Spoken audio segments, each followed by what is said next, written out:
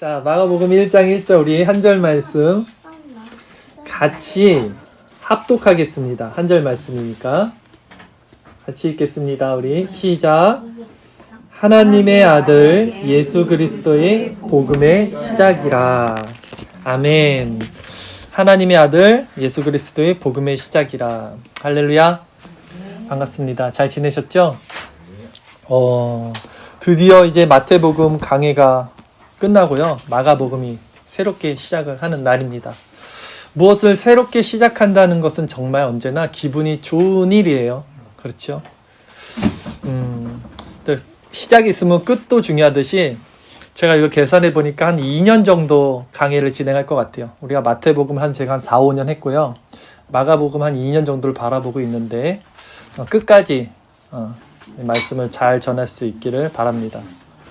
오늘은 첫 시간인데 먼저 마가복음을 이제 시작하기에 앞서서 개관이라 그러잖아요. 마가복음의 전체적인 내용에 대해서 먼저 말씀을 드리려고 해요. 오늘은 이 마가복음은요, 사복음서 마태, 마가, 누가, 요한 이 사복음서 중에서 가장 짧아요. 분량이 가장 짧아요.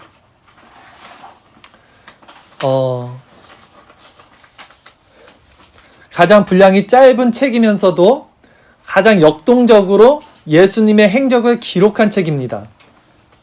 그래서 마태복음을 가르침의 책이라고 하면 마가복음은 행함의 책이라고 합니다. 그만큼 역동적이고 아주 직설적이고 단순한 문체로 써져 있어요. 그래서 오늘은 마가복음 개관으로 마가복음의 저자는 누구인지, 그리고 수신자, 마가복음을 이렇게 듣는 사람들은 누구인지, 또 마가복음이 가장 먼저 기록된 복음서인데 언제 기록되었는지, 또 기록된 장소와 그 시대상, 배경은 어땠는지, 그리고 마가복음의 주제는 무엇인지, 또 이 책이 그러면 오늘날 우리들에게 주는 메시지는 무엇인지, 이렇게 전체적인 개관에 대해서 먼저 첫 시간이니까 살펴보도록 하겠습니다. 마가복음 1장 1절 우리 함께 읽었는데요. 하나님의 아들 예수 그리스도의 복음의 시작이라. 먼저 마가복음의 저자는 누구일까요? 우리 도경이, 우리 주아, 마가복음의 저자, 그러니까 쓴 사람, 마가복음의 책을 쓴 사람, 강도사님이 질문할게요. 1번 마태, 2번 마가, 3번 누가, 4번 요한. 몇 번일까요? 마가복음? 타노스요? 자꾸 이상한 그 우주적 얘기하면 안 돼요. 4번. 4번 요한? 저 웃기려고 한 거 아니에요? 잠깐만. 마가복음이에요, 마가복음. 이 정도는 교회를 안 다니는 사람들도 알아야 되는데, 이게. 다시. 주아야, 도경아. 마가복음을 쓴 사람. 1번, 마태. 마가복음입니다. 2번, 마가. 3번, 누가. 4번, 요한. 누굴까요? 2번 마가요. 맞습니다. 박수. 마가복음을 쓴 사람은 바로 마가라는 사람이에요. 그렇죠? 이 마가의 이름이 아까 마가 요한이라고 하셨잖아요. 맞아요. 마가 요한이라고도 합니다. 이 마가는 로마식 이름이에요. 라틴어 이름으로 마가라 그러고 마테오, 마가. 근데 이것을 히브리 이름, 그러니까 유대인의 이름으로는 요한이라 그래요. 요한. 근데 이 이름의 뜻은 뭐냐면요. 하나님은 은혜로우시다. 이게 마테래. 마가, 요한. 같은 말이죠. 이 이름의 뜻이에요. 하나님은 은혜로우시다. 이 이름대로요. 마가 요한은요. 초대교회에 정말 큰 유익을 남긴 정말 은혜로운 사람이었어요. 이 마가 요한 많이 들어보셨을 거예요. 근데 이 사람이 사실은 예수님의 12 제자에 속했을까요? 안 속했을까요? 두 번째 문제. 되게 유명한 사람이거든요. 마가 요한. 근데 예수님의 12 제자에는 속한 사람이 아니에요. 예. 마태는 예수님의 12 제자인데 이 마가는 아니라는 거예요. 그럼에도 이 마가가 얼마나 유명했냐면 당시 정말 그 1세기 유대인들 기독교 신앙에서 정말 가장 위대한 선생님 하면 바울이 있었고요. 또 바나바라는 사람도 있었고 베드로는 다 아시잖아요. 이런 사역자들과 같이 동역을 했어요. 그 시대에서. 물론 그 연배가 좀 낮아요. 지금 바울이나 베드로 이 밑이거든요. 나이가 아들뻘 될 거예요. 근데 그 정도로 교회에 파급력을 가진 영향력을 끼친 지도자가 바로 마가 요한이었다는 거예요. 12제자는 아니었지만 저 일례로 여러분 아시잖아요. 그 오순절날 성령이 막 임해서 교회가 태동됩니다. 이제 예수님이 부활하시고 승천하시고 50일이 지난 때 예수님을 믿던 120명의 성도들이 어디에서 성령을 받았느냐면 어디 다락방이라 그러거든요. 그 다락방이 무슨 다락방이라 그러죠? 마가의 다락방이라 그러잖아요. 바로 이 사람의 집이에요. 이 그만큼 유명한 사람이에요. 초대교회. 초대교회가 시작할 때 바로 이 마가의 집에서 시작한 거예요. 마가의 다락방. 그 사람이 바로 마가 요한이라는 겁니다. 또한 이 사람이 얼마나 유명했냐면 당시 바나바라는 초대교회 아주 큰 선생님이 있었어요. 그 바나바의 사촌이에요. 그러니까 바나바가 삼촌인 거예요. 마가의. 우리 오늘 주일 성경 말씀 구절 한번 찾아볼게요. 골로새서 4장 10절 말씀에 있는데요. 이 바나바와 마가 요한이 어떤 관계인지 나와 있습니다. 우리 같이 읽겠습니다. 시작. 나와 함께 갇힌 아리스타고와 바나바의 생질 마가와 이 마가에 대하여 너희가 명을 받았음에 그가 이르거든 영접하라. 이 골로새서는 사도 바울이 골로새 교회에다 쓴 편지인데요. 바울이 뭐라고 설명을 하냐면 바나바의 생질, 이 생질이란 말을 제가 찾아봤더니 누이의 아들이라는 뜻이더라고요. 그러니까 누이의 아들이니까 매형 사촌인 거예요. 사촌 관계 정도. 그러니까 삼촌이죠. 마가의 삼촌이 바나바인 거예요. 그러니까 바나바가 정말 큰 선생님이었거든요. 근데 이 바나바도 사실은 12제자는 아니었어요. 근데 이 바나바도 얼마나 유명한 사람이었냐면 당시 바울 아시죠? 바울은 유명하잖아요. 바울을 키운 사람이에요. 바울을 그 사역으로 끌어들인 사람이 바나바였어요. 그러니까 바울이 다메섹에서 하나님을 만나고 다소라는 자기 고향에 가서 7년 동안 이렇게 막 짱박혀 있었어요. 근데 그걸 찾아가서 바나바가 찾아가서 바울을 데리고 안디옥의 교회를 딱 가서 거기서 몇 년 동안 같이 사역을 하면서 엄청 많이 부흥을 시킨 거예요. 그러니까 사역지로 바울을 끌어들인 사람이 바나바였어요. 사도행전 11장 24절에서 26절 말씀입니다. 이 바나바가 어떤 사람이었는지 다시 또 한번 살펴볼게요. 주일설교 말씀 구절 같이 읽겠습니다. 시작. 바나바는 착한 사람이요 성령과 믿음이 충만한 사람이라. 이에 큰 무리가 죽게 더하여지더라. 바나바가 사울이 바울입니다. 계명하기 전에 사울을 찾으러 다소에 가서 만남에 안디옥에 데리고 와서 둘이 교회에 1년간 모여 있어 큰 무리를 가르쳤고 제자들이 안디옥에서 비로소 그리스도인이라 일컬음을 받게 되었더라. 그래 됐어요. 여기서 그리스도인이라고 일컬음을 받을 정도로 이 바나바도 바울을 다소에서 데리고 와서 사역을 했습니다. 이 위대한 바나바의 사촌이 누구라고요? 오늘 우리가 배울 마가 요한이라는 거예요. 그러니까 마가 요한 배경이 너무 좋은 거예요, 지금. 그리고 이 마가 요한은 여기서 스펙이 끝나지 않아요. 베드로 다 아시잖아요. 12사도의 수장. 베드로가 정말 아들같이 여기고 사랑했던 사람이 수제자가 또 마가 요한이라는 것을 알 수 있어요. 성경에 보면 베드로가 마가 요한을 이렇게 좋아합니다. 베드로 전서 5장 13절에서 베드로가 이렇게 말을 해요. 같이 우리 주일설교 말씀 구절 읽겠습니다. 시작. 택하심을 함께 받은 바벨론에 있는 교회가 너에게 문안하고 내 아들 마가도 그러하느니라 라고 말을 해요. 자기 아들이라고 말해요. 베드로가. 그 정도로 마가가 수제자였던 거예요. 사랑했던 거예요. 그러니까 바나바의 사촌이고 대사도인 베드로가 아들이라고 말할 정도로 총애를 받던 자가 오늘 마가복음의 저자인 바로 마가 요한이라는 거예요. 여기서 끝나지 않아요. 그뿐만이 아닙니다. 또 마가 요한은 어떤 큰 일을 했냐면 바울과 바나바가요, 이제 세계를 돌아다니면서 전도 여행을 해요. 1차, 2차, 3차까지 전도 여행을 하는데, 이 1차 세계 전도 여행에 합류했던 사람이 바로 마가 요한입니다. 이 마가 요한이 헬라어 같은 걸 잘했어요. 그래서 같이 통역으로도 하고, 그래서 같이 따라갔는데, 그 여행 중에 더 자세하게 제가 찾아봤더니, 맡았던 일이 그 여행의 일정을 짜고, 음식 같은 거와 숙박을 책임지는 역할을 마가 요한이 한 거예요. 아무래도 연배가 아래니까 이제 그 허드렛 일을 했겠죠. 어쨌든 그 위대한 일을 마가 요한이 같이 했는데, 근데 여기서 문제가 발생합니다. 예. 마가 요한의 스펙에 금이 가는 사건이 발생해요. 뭐냐면 어떤 영문인지 성경에 자세히 나와 있지는 않은데, 이 1차 여행, 바울과 바나바의 그 1차 세계 전도 여행을 가던 도중에 마가 요한이 그 대열에서 중도 하차를 합니다. 예. 사도행전 13장 13절 말씀이 있어요. 주일설교 말씀 구절 같이 읽어볼까요? 시작.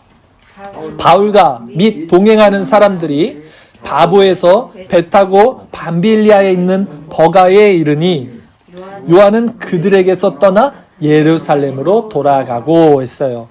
요한이 바로 마가잖아요. 마가 요한이 갑자기 그 버가에 이르렀을 때 혼자 예루살렘으로 다시 돌아간 거예요. 여기 아까 바보에서 이 바보가 멍청이 바보 아니에요. 누가 물어보시던데 지역입니다. 그러니까 이렇게 한창 여행하던 중에 돌아가 버린 거예요. 예루살렘 자기 고향으로. 그래서 이 일로 바울이 너무 화가 나는 거예요. 바울은 누굽니까? 죽기까지 충성해야 되는 정체성을 가진 사람이 바울인데, 이것 봐. 이거 도중에 중도 하차하네? 그 바울이 너무 싫어한 거예요. 이 마가를. 근데 바울과 함께 그 전도여행을 갔던 바나바는 안 싫어하죠. 왜요? 바나바는 자기 사촌이잖아요. 팔은 안으로 굶잖아요. 아유, 뭐 이유가 있겠지. 이해를 한 겁니다. 마가를. 그래서 문제가 여기서 끝나지 않아요. 그래서 바울과 바나바 사이에 금이 갑니다. 이 마가 요한 때문에. 바나바가 바울을 다수에서 끄집어내서 사역의 중심으로 올려 세웠잖아요. 그래서 이 둘이 안디옥에서 큰 부흥을 역사를 이뤘어요. 또 함께 세계 전도여행을 갔어요. 그러니까 아주 큰 기둥이에요. 예루살렘인 야고보라는 사도가 기둥이 있었고, 야고보 예수님의 형제였죠. 그리고 베드로가 있었고, 또 바로 바울과 바나바, 이렇게 4대 천왕이에요. 그러니까 아주 그 1세기 때 엄청나게 사역했던 이들인데 사이가 벌어진 거예요. 누구 때문에? 마가 요한 때문에. 이런 일을 벌어집니다. 그래서 결국 2차 세계 전도여행을 또 갈 때는 바나바가 이러는 거예요. 야, 이번에도 우리 조카 마가 요한 데리고 가자 하니까 바울이 안 돼. 절대 안 돼. 걔는 이미 1차 때 중도 하찮은 놈, 그냥 배신자야. 안 돼. 걔는 데려갈 수 없어. 라고 그랬어요. 그래서 바나바는 그래? 그럼 나 이제 너랑 안 놀아. 너랑 사역 안 할 거야. 하고 바울과 바나바가 그래서 찢어져요. 그래서 바나바는 그 마가 요한, 자기 사촌을 데리고 전도여행 가고, 또 바울은 바울 나름대로 다른 제자를 키워요. 실라라는 제자를 키워서 그 실라랑 같이 소아시아 쪽으로 이제 전도여행을 찢어집니다. 오늘 그 말씀이 사도행전 15장 37절에서 41절까지인데요. 좀 길지만 우리 그 내용 한번 같이 읽어보겠습니다. 같이 읽겠습니다. 시작.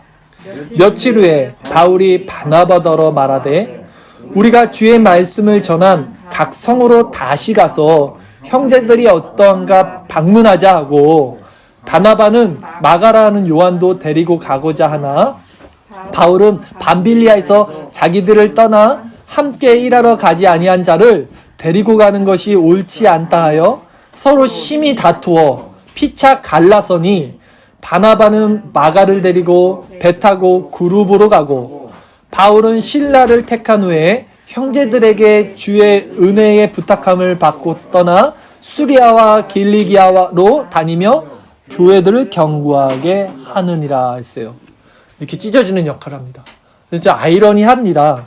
그 정말로 바울이 쓰던 손수건만 얻어도 병이 났는데, 그 위대한 바울도 인간적인 면모가 보여지죠. 바나바도 마찬가지고요. 둘이 싸우고 엄청 싸웠다 그러잖아요. 심히 다투어라고, 성경에 심히 다투어라고 이렇게 양반적으로 표현하면 진짜 실제적으로 엄청 싸웠을 거예요.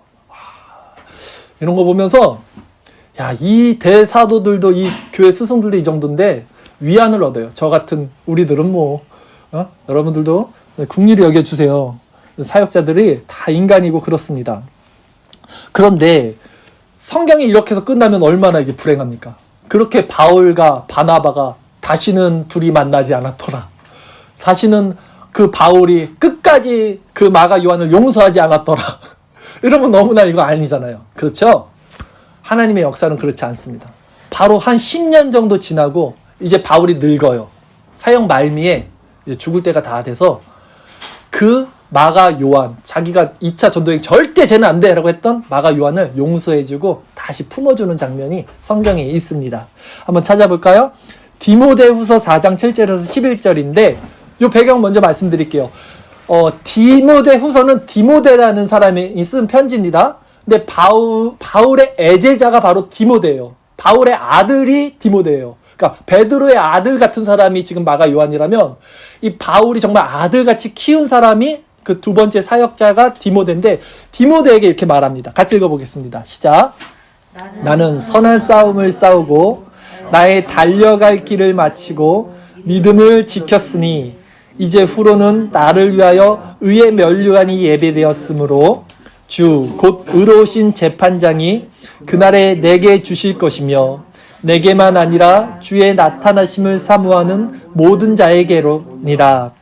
너는 어서 속히 내게로 오라. 대만은 이 세상을 사랑하여 나를 버리고 데살로니아로 갔고 그레스게는 갈라디아로 디도는 달마디아로 갔고 누가만 나와 함께 있느니라. 네가 올 때에 마가를 데리고 오라. 그가 나의 일에 유익하니라. 라고 바울이 그 말년에 쓰는 거예요. 자기 디모데한테, 제자한테 너 올 때 마가 데리고 와. 이제 마가를 용서해 주는 겁니다. 그런데 여러분, 사도 바울의 말년이 지금 우리가 읽었잖아요. 너무 좀 아이러니하지 않습니까? 그러니까 우리 정서로는 사도 바울이 누굽니까? 정말로 위대한 대사도 중에 사도잖아요.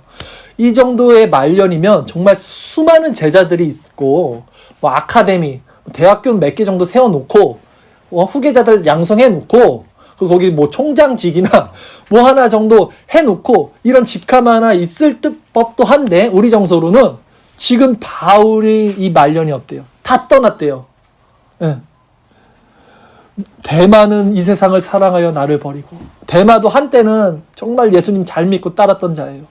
또 그리스게는 어디로 갔고 디도는 어디로 갔고 이제 누가만 남았대요. 누가만. 그리고 이제 마가 좀 다시 데리고 와라 이렇게 말하는 거예요. 디모데 남고 몇 명 안 남은 거예요. 이 대사도의 말년에. 이걸 보면서 우리 한 가지 생각해 봐야 돼요. 주의 길을 간다는 것은 세상 관점의 성공과는 전혀 다르다는 걸 보여주고 있는 장면이에요. 그렇죠? 세상에서 성공의 기준은 절대 이런 것이 될 수 없어요. 교회가 부흥하면 엄청 부흥해야 되는, 크게 부흥이 눈에 보이는데 오늘 바울의 모습을 보십시오. 이 말년의 모습에 다 떠났던 거예요. 근데 바울이 누굽니까? 정말 하나님의 사람이었잖아요. 하나님의 관점과 우리가 보는 세상의 관점이 다르다는 거예요. 예수님부터 예수님의 십자가 사역을 완성했을 때 누가 옆에 있었습니까? 다 떠났어요. 아무도 없었습니다.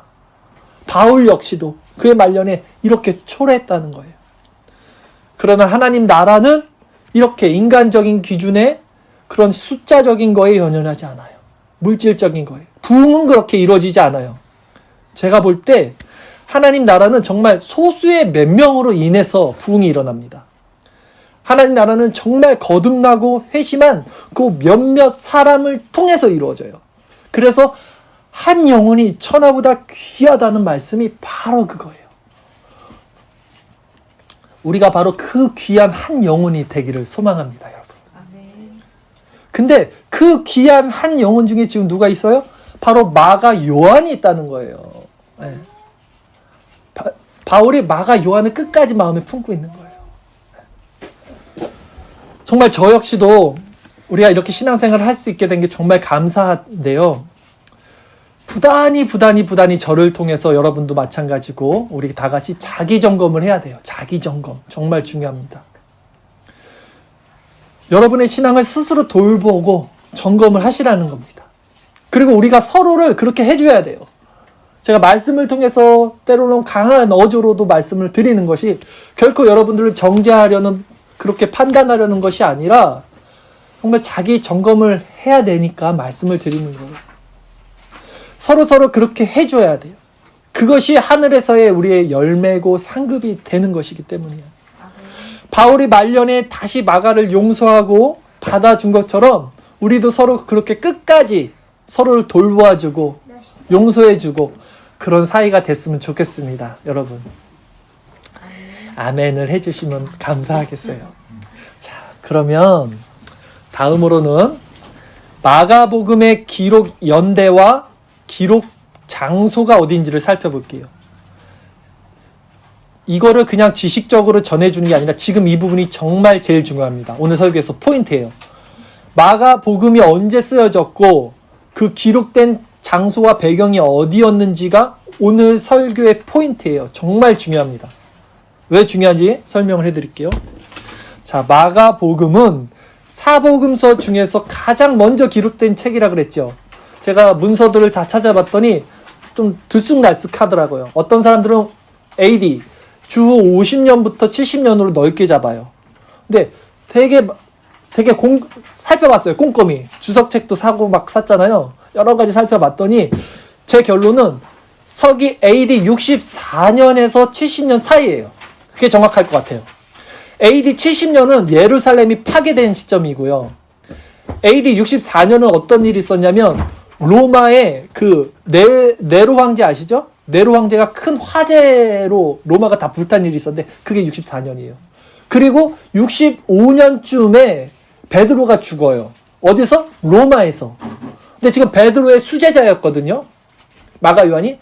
이때 어디 있었냐면 이들이 로마에 있었어요. 그 불타는 거기 있던 거예요.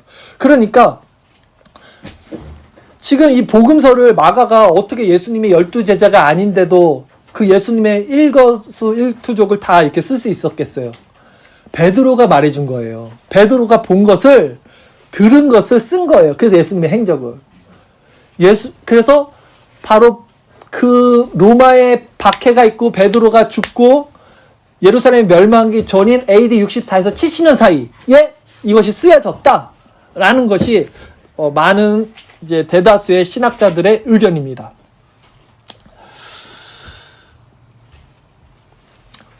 당시 베드로가 로마에서 사역을 이제 이렇게 감당할 때요.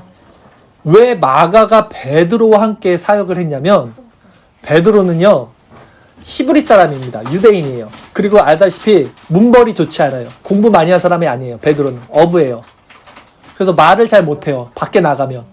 이때는 로마, 라틴어가 있었고요. 헬라, 그리스어를 사용했고요. 아람, 수리어가 있었고요. 히브리어, 유대인들이 있었어요. 이렇게 수많은 언어들이 1세기 때는 혼잡해 있었단 말이에요. 그리스 헬레네즘이 1세기에 있으면서 신라틴, 로마 제국이 이것을 점령해서 섞어가면서 썼어요. 그 나라들은 다. 근데 베드로는 히브리어밖에 못해. 유대인이니까. 그 다른 나라 갔더니 막 헬라어 하네, 라틴어 하네, 막 이렇게 하네. 그러니까 아람어 하네. 그러니까 이 마가는 되게 언어에 능통했거든요. 헬라어를 잘했다 그래요. 그래서 이제 베드로 밑에서 그 로마에서 사람들은 그리스어, 헬라어를 썼거든요. 그 당시는. 그걸 통역해 준 거예요. 그래서 마가가 베드로 밑에서 같이 사역을 하고 있었던 겁니다. 구전에 따르면 베드로가요. 말년에 20년 정도를 이 로마에서 사역을 했다고 해요. 원래 베드로는 이제 유대인이니까 예루살렘에서 사역을 하다가 이 로마에 가서 사역을 마지막에 했는데 주 64에서 65년경에 그 로마의 황제였던 네로 황제에 의해서 처형을 당합니다. 베드로가요. 그래서 제가 아까 말씀드린 대로 이 마가복음의 기록 시기가 이후 64년 후라고 했던 거고요. 근데 이 60년에서 70년 사이가요. 기독교인이 지금 2000년 역사 중에서 가장 큰 박해를 받던 시기가 바로 AD 60에서 70년 사이입니다. 주 60에서 70 사이가 기독교가 엄청난 박해를 받았던 때예요. 살펴봤더니 주 62년경에는요. 그 예수님의 형제였던 야고보, 이 사람은 이제 사도였어요. 12제자 중에 있었는데 이 순교를 합니다. 예루살렘에서 수장이었거든요. 예루살렘 교회 수장이었어요. 야고보가 큰 대사도였다 그러잖아요. 야고보가 죽어요. 62년에. 왜냐하면 유대법을 어겼다는 이유로 돌에 맞아 죽어요. 왜? 율법으로는 돌에 쳐 죽이거든요. 그렇게 죽고 62년에 사도 바울은요 2년이 지나고 64년에 이제 로마로 끌려가서 참수 목을 이제 목을 잘려서 죽게 됩니다. 2년 주기로 아주 교회의 큰 사도였던 야고보와 바울이 죽어요. 62년, 64년. 그리고 아까 65년에 베드로까지 죽는다 그랬잖아요. 기둥들이 다 죽어버리는 거예요. 이 시기에. 그때 이 로마의 황제가 누구였다고요? 네로. 네로가 나쁜 놈인 거예요. 이 폭군 네로라 그러잖아요. 이 네로가 얼마나 나쁜 사람이었냐면 다 알다시피 주후 64년경에 로마에서는요 아주 큰 화재가 일어납니다. 영화 보면 막 나오잖아요. 로마가 다 불타는 모습. 근데 이 당시 이 화재가 얼마나 컸냐면요. 로마는 제국이에요. 로마는 도시 제국인데 엄청 컸어요. 그래서 모든 길은 로마로 통한다 그랬잖아요. 그때. 근데 14개의 시로 이렇게 나눠져 있어요. 14개 도시로 로마가. 근데 그 중에 10개 도시가 다 전소했다고 합니다. 전소. 아예 없어졌대요. 그 딱 4개 블럭으로 돼 있던 시만 남은 거예요. 그 정도로 그 화재가 컸어요. 엄청 큰 거예요. 역사적으로. 그런데 이 화재를 일으킨 것이 바로 이 미친 네로라는 거예요. 네로가 약간 폭군이고 미친 성향이 있어갖고 이 화재를 일으켰다는 얘기가 돌자 이제 네로가 큰일 난 거예요. 오, 걸렸네. 사람들이 내가 이거 불질렀다고 하네. 그래서 네로가 그 화살을 누구한테 돌렸겠습니까? 기독교인한테 돌린 거야. 그래서 이거 기독교인이 한 거야 라고 거짓 불행을 해갖고 누명을 씌워서 그래서 그때 60에서 70년 사이에 기독교의 박해가 그렇게 일어난 결정적인 계기가 바로 그 화재 사건이 있었던 거예요. 근데 제가 그 로마의 큰 도시가 14개의 구가 어떻게 10개가 전소가 될 수 있냐. 불이 났다고. 그래서 그 책들을 좀 많이 살펴봤습니다. 책들을 살펴봤더니 그 당시 1세기 배경을 좀 살펴봤어요. 제가 마가복음을 준비하면서 좀 준비를 했어요. 나름대로. 그 당시 1세기 로마가 어떤 시대였냐면요. 집들이 엄청 다닥다닥 붙어 있었어요. 그게 로마 사람들은 이 길을 내는 규격이나 이런 것들이 다 정해져 있어요. 근데 엄청 좁아요. 그래서 이 집에서 창문을 통해서 이 옆집 창문에서 이렇게 말하면 큰 소리를 안 내고 이렇게 말해도 다 들릴 정도로 다 붙어 있었어요. 그리고 공공주택이었어요. 그러니까 이만한 건물에 막 몇 가구들이 다 막 사는 거야. 그리고 보통은 이렇게 한 집에 한 가족이 다 살았대요. 그러니까 요만한데 이렇게 막 다 사는 거야.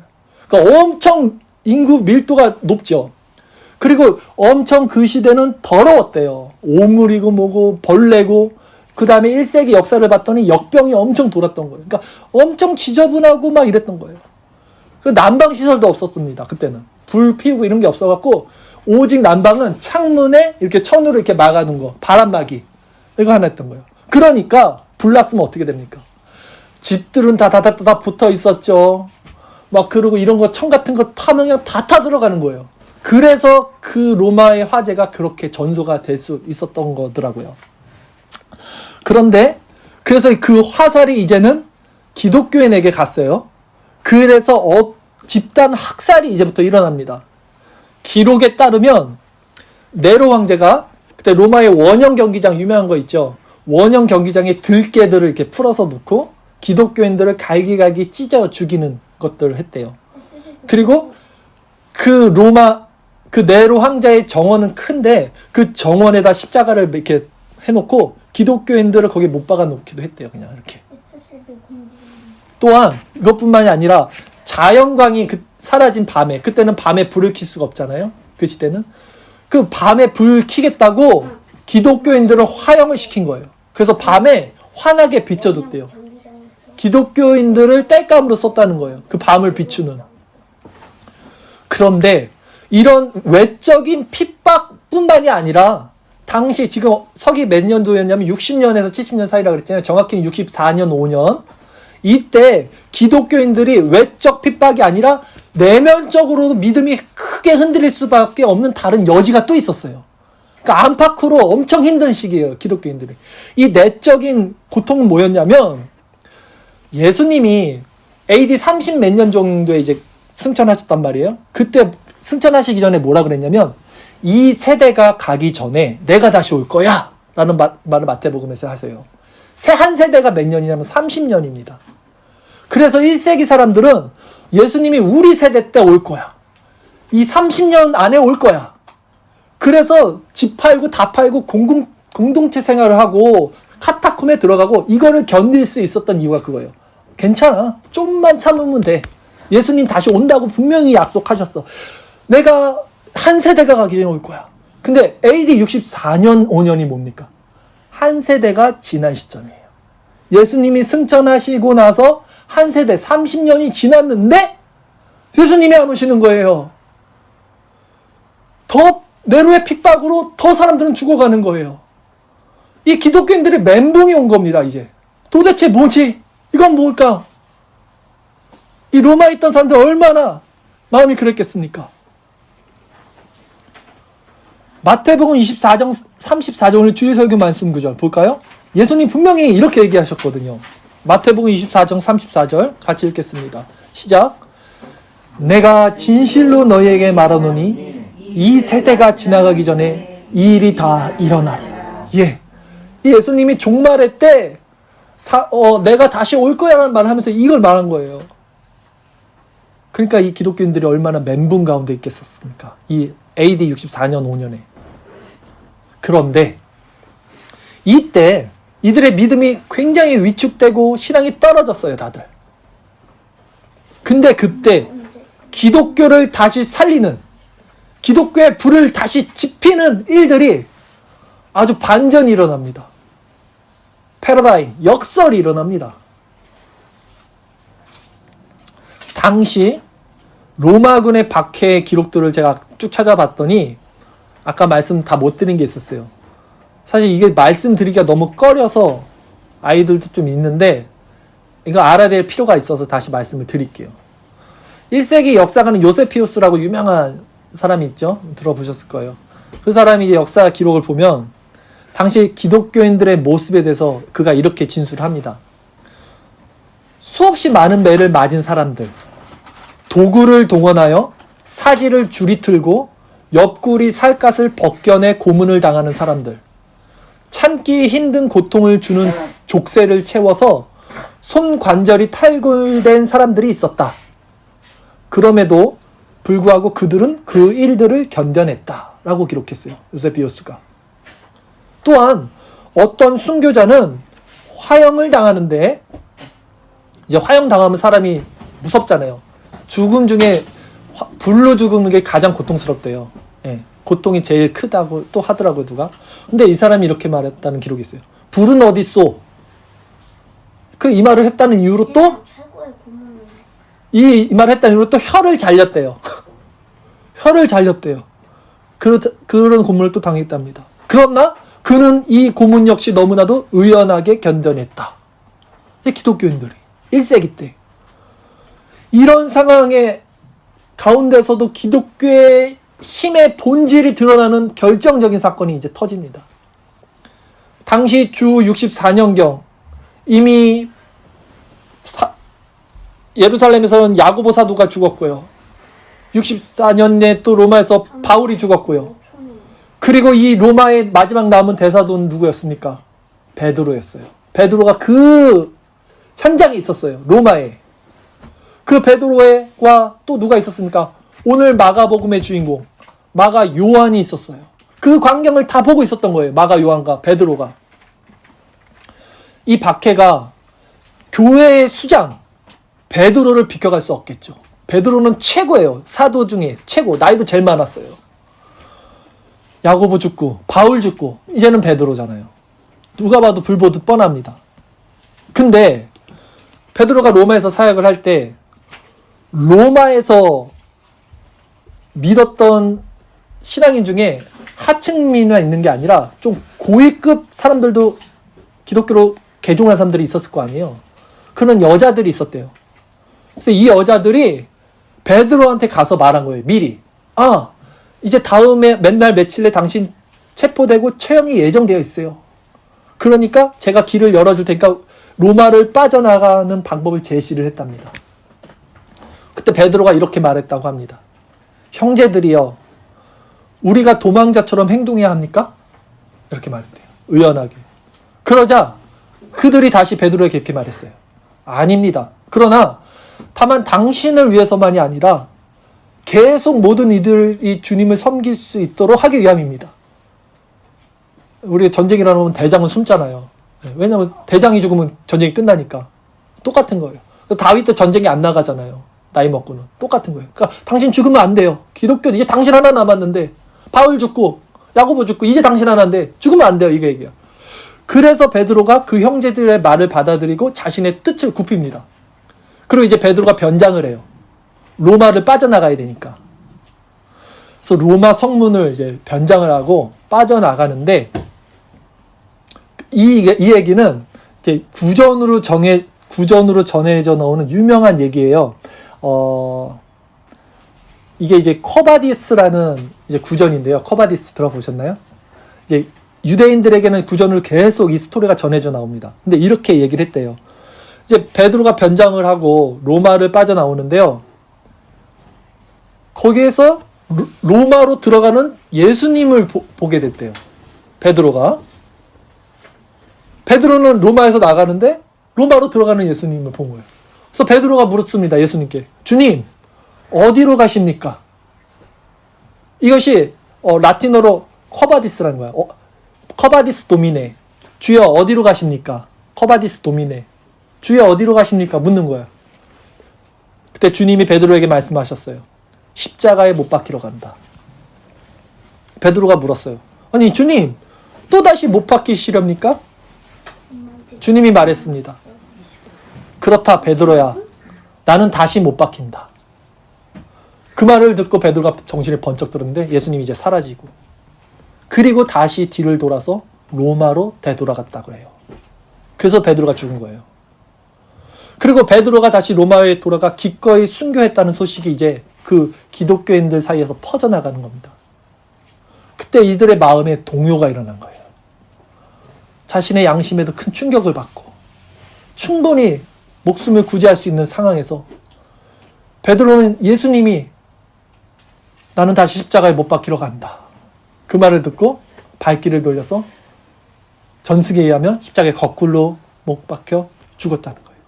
이것이 진짜 신앙의 힘이라는 거예요, 여러분.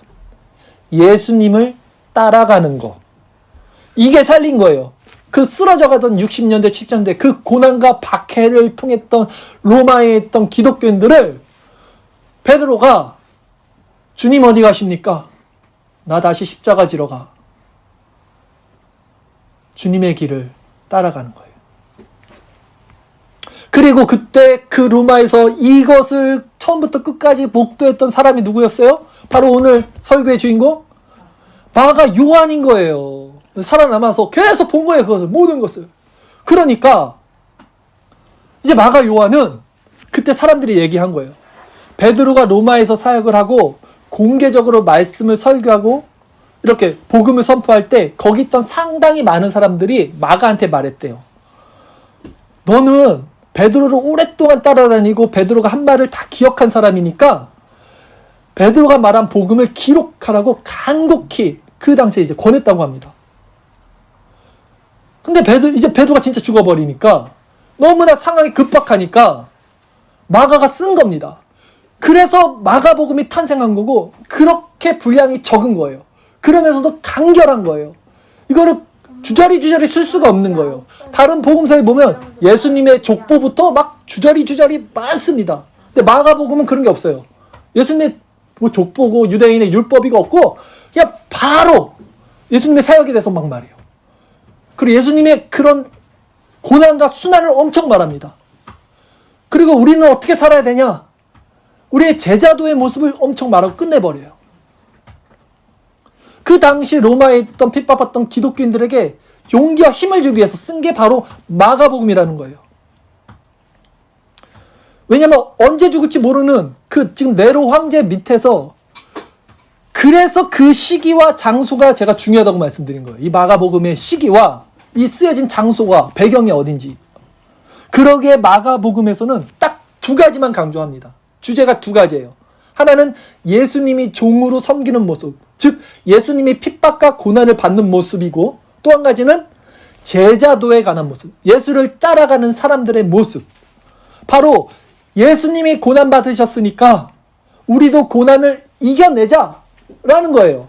그것이 참된 제자의 조건이고 제자도라고 당시 로마에 있던 핍박받던 기독교인들에게 강력하게 복음을 전하는 것이 이 마가복음의 주제라는 거예요, 여러분. 여러분, 그렇다면 오늘날 이 책이, 마가복음이 우리에게 주는 메시지는 무엇이겠습니까? 우리는 예수님이 승천하시고 한 세대 정도가 아니라 2000년이 지난 시대에 살고 있어요, 지금. 그러기에 솔직히 우리들의 신앙은 참으로 많이 굳어졌습니다. 그래서 이제는 예수님이 다시 오신다는 확신조차 기대하지 못하고 살아가는 것 같아요. 그러나 여러분, 제가 분명히 개런티하고 분명히 확신으로 말씀드리는데 예수님은 반드시 오십니다. 아멘. 당시 주 60년이 지날 쯤에 사람들이 왜 예수님이 약속한 대로 한 세대가 지났는데 오지 않으시냐고 물었을 거예요. 그때 베드로가 뭐라고 말했냐면, 베드로 후서 3장 8절 9절 말씀 볼까요? 이 베드로 후서가 바로 그 당시에 쓴 거잖아요. 60년 당시에. 왜 예수님이 안 옵니까? 온다고 했으면서 할 때 베드로가 쓴 겁니다. 주설교 말씀 구절 베드로 후서 3장 8절 9절 함께 읽겠습니다. 시작. 사랑하는 자들아, 죽게는 하루가 1000년 같고 1000년이 하루 같다는 이 한 가지를 잊지 말라.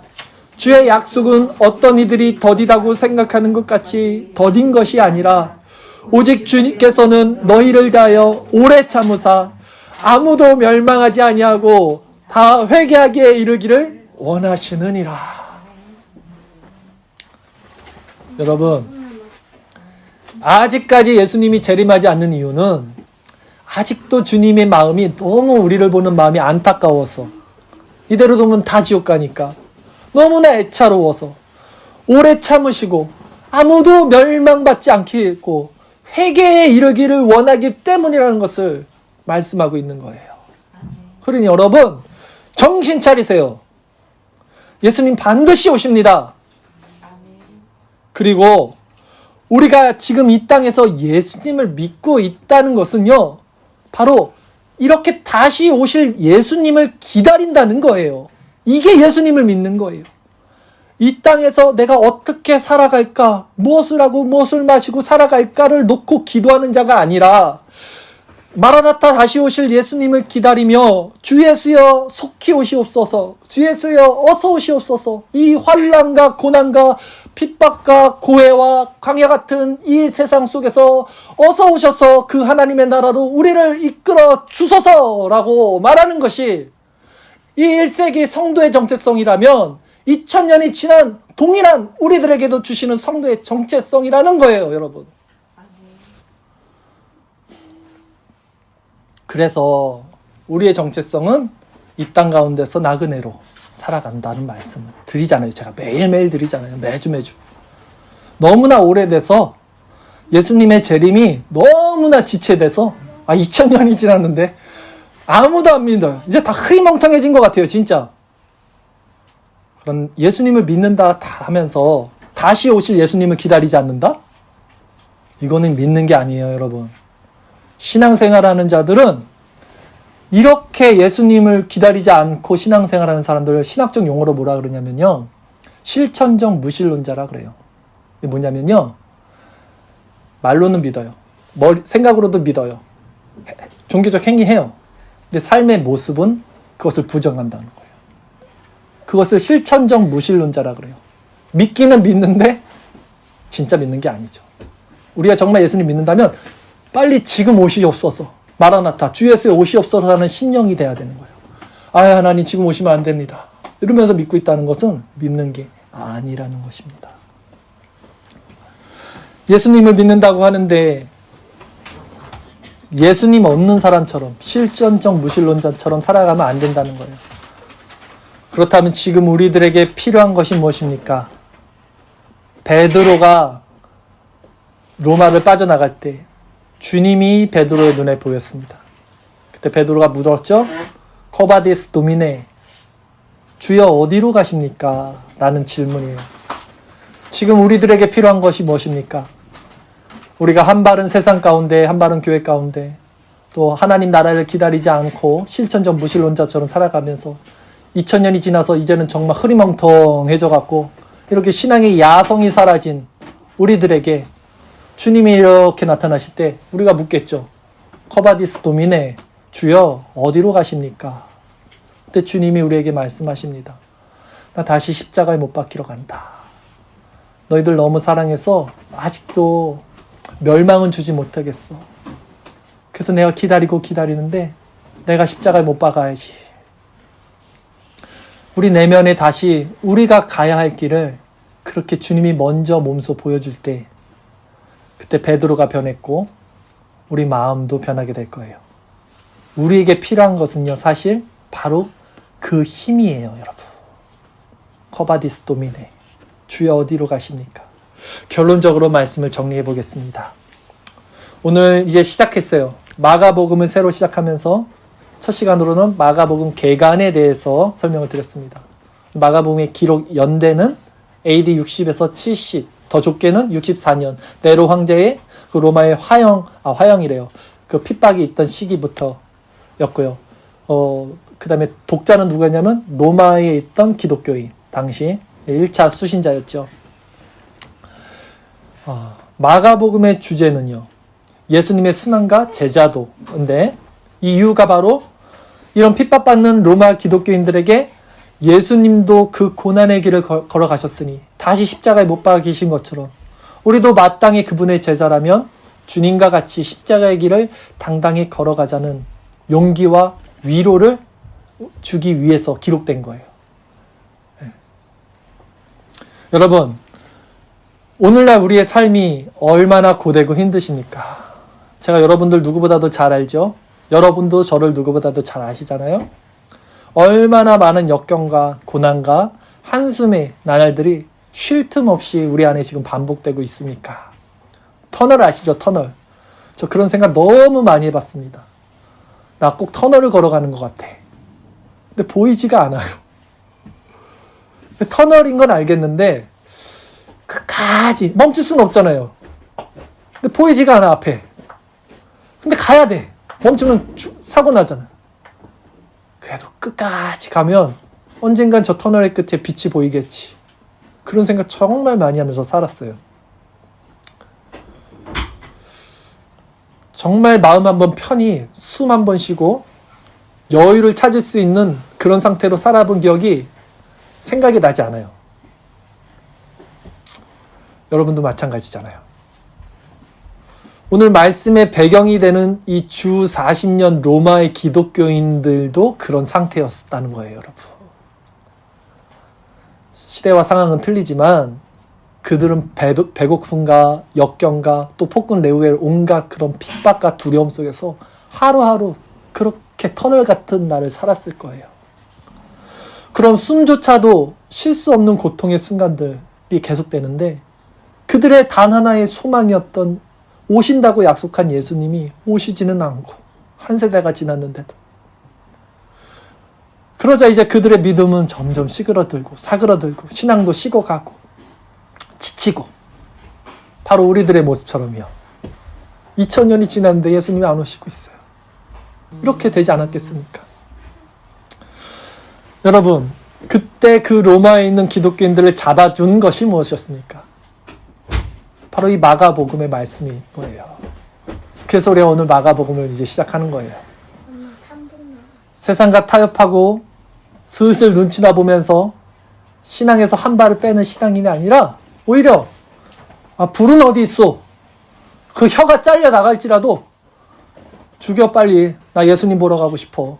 폴리갑이 화형당할 때 했단 말이에요.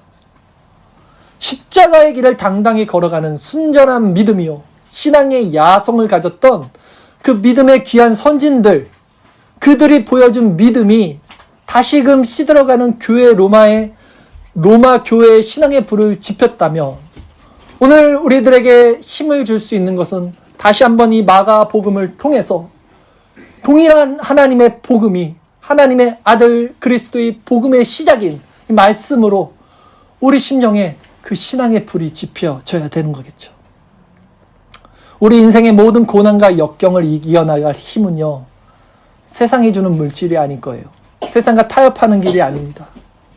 오히려 이런 신앙의 참된 길은 예수님의 도우심이 느껴지지 않는 이런 우리의 인생일수록, 더욱더 이런 순간일수록 우리가 말씀과 기도로 무장하여 세상과 당당히 맞서는 제자도의 길이라는 거예요. 그걸 보여준 거예요, 오늘. 그러면 이게 어떻게 가능할까요? 제가 지금 여러분들에게 자, 동기부여 시켜드릴게요. 으쌰 하면 된다, 할 수 있다, 긍정적인 사고 방식을 갖고요, 자, 기도합시다, 이 얘기하는 거 아니에요. 그렇게 한다고 됩니까? 수련회 갔다 와서 한 달, 두 달 지나면 똑같아져요. 이 힘은요, 이것이 어떻게 가능할 수 있냐면, 여러분 잘 들으세요. 커바디스 도미네, 주님 어디 가십니까? 나는 다시 십자가에 못 박히러 간다, 이 말씀이 들려야 돼요. 예수님의 이 말씀이 우리 심령에 들려야지 사람이 바뀌어요. 그래야 그 길을 따라갈 수 있는 힘이 생깁니다. 그래서 제가 금요일 기도에 시작한다는 거예요. 기도하지 않는 신앙은 신앙이 나올 수 없어요. 기도할 때 예수님의 말씀이 우리 가운데 다시 한번 힘을 줄 것입니다. 아멘.